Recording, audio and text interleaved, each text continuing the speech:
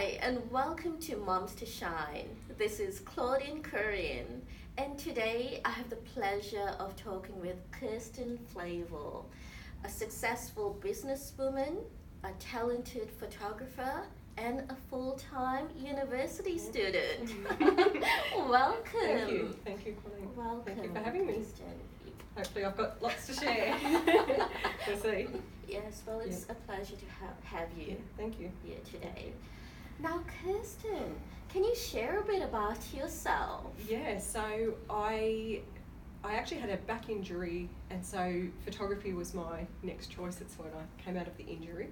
I was sick for a long time, like 7 years or so, bedridden, kind of sick, and I just wanted to do something.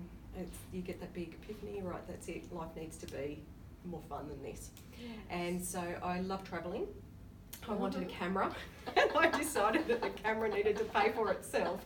And so I did my diploma in photo imaging, and that took 4 years. Mm-hmm. So during that 4 years, I just naturally ended up starting a business because people were seeing what I was posting, what I was doing, and asking me. So I ended up doing family portraiture. Mm-hmm. I did that for a few years, and then my business has just evolved from there, and it's basically just been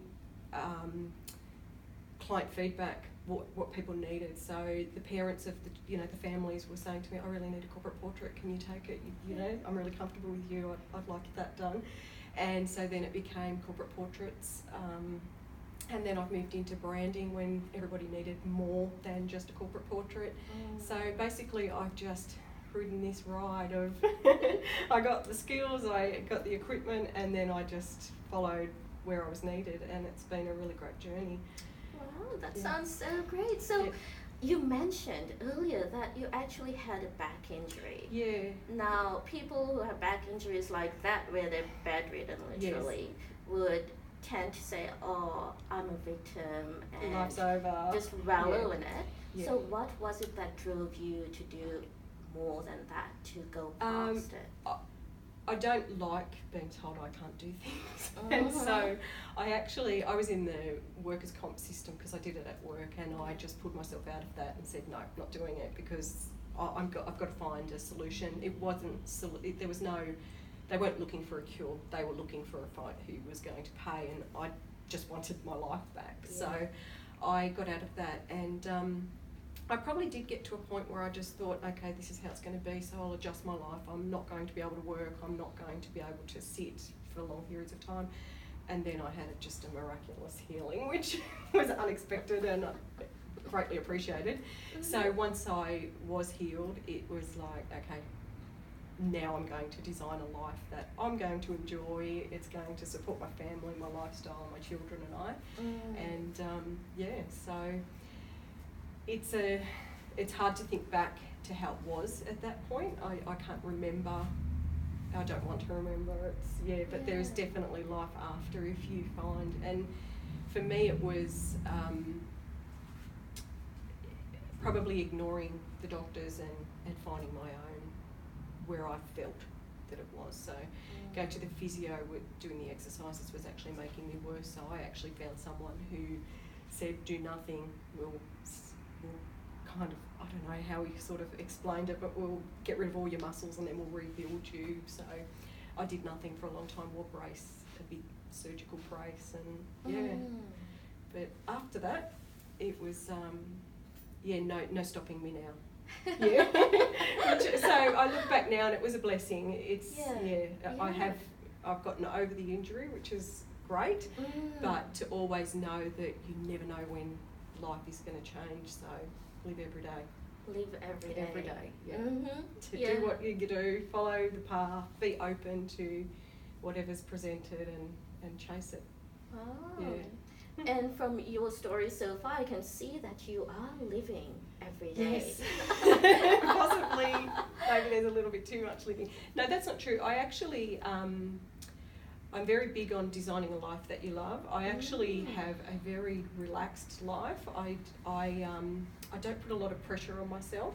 So it would sound that way. I run 2 businesses, I have children, and I also study full time.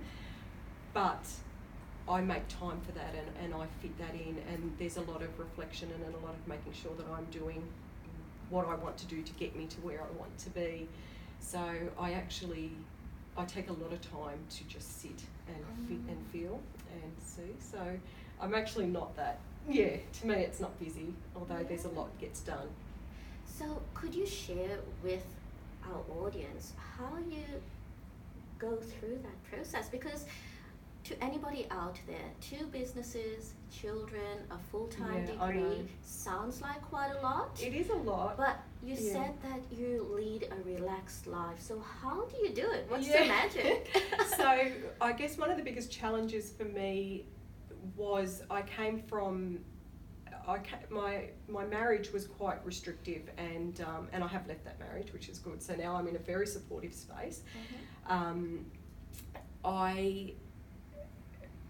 For university, I have the first 6 weeks of every semester are just attending class and reading, and then there's a break, and then there's another 6 weeks which is very much essay driven and assignment based. So at the beginning of every semester, I have 2 great big wall charts in my office that are 6 weeks at a time. Assignments go in, shoots go in, time to work on my business goes in, so everything is planned in 2 lots of 6 weeks. In the first 6 weeks of a semester, I do more work. In the second, I do more study. So I just plan, really. I also fit in going to the gym because that really gets me feeling good. So I do that a couple of times a week. What I should do is get up earlier, but I have gotten rid of the word should in my vocabulary, and it is, I actually don't. I'm a sleeper, so I go to the gym most days, and then I will start work at 11 o'clock and work through until 5 or 6, and I find that if I have given myself time that I need to do something nice for me, then the time that I spend working, I get a lot more done. And a lot of, with the essays and things, I realise is understanding what's going on in my head before I actually get it onto the paper. So a lot of time sitting on the lounge or the back deck, listening to the birds, having a cup of tea, and just thinking, what will I do? Which makes it all happen, rather than sit there and force myself to write an essay. So I find that the more I pull back and let it happen and give myself the space to make it happen, it does happen. So and that's why I feel like it's quite relaxed, because there's no pressure on myself. I don't have to do this. I have a list of everything that should be done at some point, and if that gets done, that gets done. If it doesn't, it stays on the list, and the time will always turn up. It will always happen when it needs to have happened. So, That's so great. That's a wonderful strategy that you've got it's for working yourself. For me. And now you mentioned that you do have children. Yes. How do you think they've been impacted by you actually living every day to the full and making things happen? So as I said, we left a marriage, and my children are actually older now. So I have a 21-year-old this year, 19, and then I have a 12-year-old. So my older 2 have just also started university this year, which I'm very proud of, because that took a lot of encouraging, and we found pathways for them to get there, because we had a couple of rough years that affected their grades and their final years of schooling. So they've now found their feet, and they're both in university, and I just had to tell them, if I can do it as a 40-plus woman with 3 children, you too can do it, and they have. So that's they definitely are. I definitely how I approach what they can do. It's encouraging. It's your choice. You decide if you want to or you don't want to, and then I'm quite happy to give them the whole. This is how it worked out for me. Do you want to be there, or is there something else you'd like to do? So so far, that's working. Yes. Oh, excellent. That's really good to hear. Yeah, because you did mention that you made the decision to leave that marriage, and that your children were impacted by that. Well, my eldest son already lived at his girlfriend's place, but of course there's no divorce and breakup without children being affected. So we've just worked very hard to make that a positive for them, and the whole right fresh start, let's start and let's now. So for mothers out there who are going through this process right now, what advice could you share with them? I think when you're in a marriage that you don't want to be in and your life is not what you wanted it to be or are happy for it to be, it's very, very difficult to imagine life after something. There's a comfort in what you already know. And I was one of those when I got divorced and everybody wanted to offer me sympathy. It's like, no, this is time for me now. And so I think it takes a lot of courage and support. And I think you need to get a really good support network around you while you're going through that. And then just every tiny little step to where you want to go, and celebrate each step, each blog post, or if you're in business, or each booking that you get, or just each day that you got through without crying. Just celebrate every day, the little steps at a time. Don't worry about that great big picture out there. Just choose what you need to change, have that plan, and the little steps to get you there. Yes. So it's really important to celebrate our little tiny things, because every little step adds up to and before you know it, you're looking back going, wow, I've come a long way. So that is so great. Yeah. And in regard to mothers out there, how do you think they can help their children through that journey? What was it that you did with your kids that really helped them? No, each of them needed different things. One of my children, he just needed space, and so I let him have that. I wasn't upset by anything that he said to me. I saw it from his point of view rather than what that just did to me or how I felt about that. And then, I mean, my little one's only little. They each had different needs, and without disclosing for their privacy, their needs were, we had to just be aware of those needs and focus on their needs. So there is no blanket, this is how you do it. And I think even if they were all at a very similar age, it still would have been the same. They came away with different, so it's just accepting that and listening to them and what they're thinking, but giving them a safe space to talk, so that I could hear what it was that they needed. So really seeing what their individual needs were. Definitely. Creating that because, safe space. Yeah, I mean, from their point of view, this is their life and this is how it's affected them, and this is what they're missing or they're getting out of it. Like, I mean, one of my children just upset that we lost our kitchen.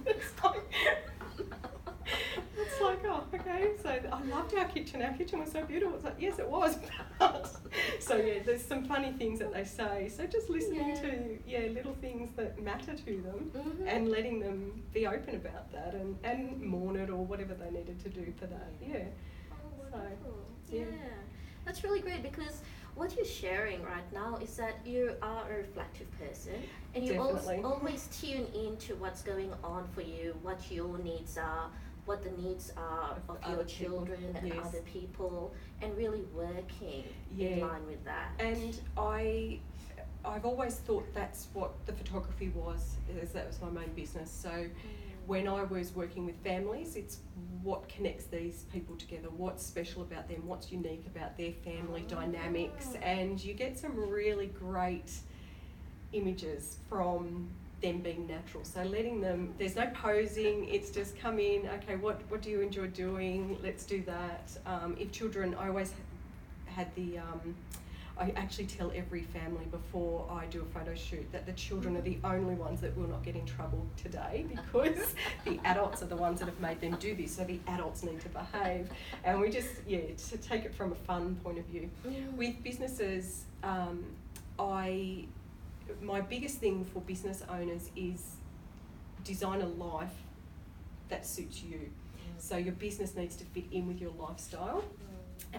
So I approach things from a very different point of view. If your brand doesn't match you, let's do another brand kind of thing. But and brand, I'm not talking about logo, it's the images that they do, the clients that they're looking for. So everything is about the other person and how this is supposed to make them feel. I think one of the biggest obstacles women in business have is that we are very family, but like most of our decisions as women are based on our family, and if it doesn't fit in with the family, then there's this whole guilt thing going on, and but if I'm an accountant, I have to work like this, I have to do that, this is what this accountant does, I need to do that because that's what an accountant does. And so, okay, let's scrap that.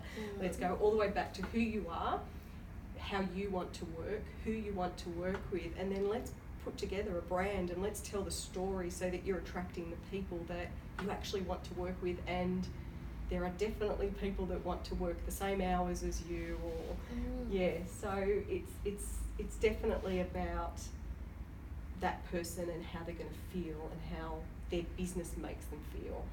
Wonderful. That's such a great perspective. It's very different. I didn't realise it was different until somebody forced me to look at other photographers' websites, because I've always run my own, just done what I feel is right. And I didn't realise that it was so different. But it's about that person designing. My Map the Brand process, the tagline is designer lifestyle centred business, and that's what I have done. So that's so great.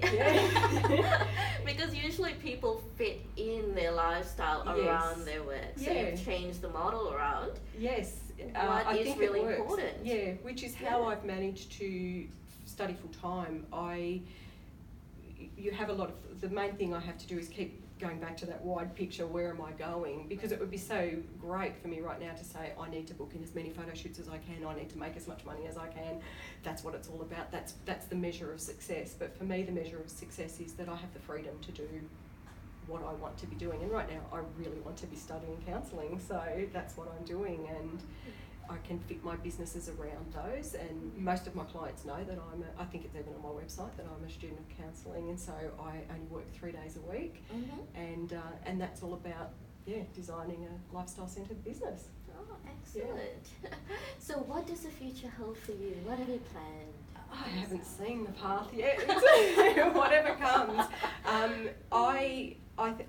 I really have no idea. I just wanted to study, and counselling felt right, so I did that. I entered the course not knowing what I was going to do with that, and I'm nearly halfway now, and I still don't know what I'm going to do with that. I'm definitely going to do something with it. I think it fits in with every aspect of life anyway. I can't imagine life without a camera at the end of my arm, so that should still be in my life in my future.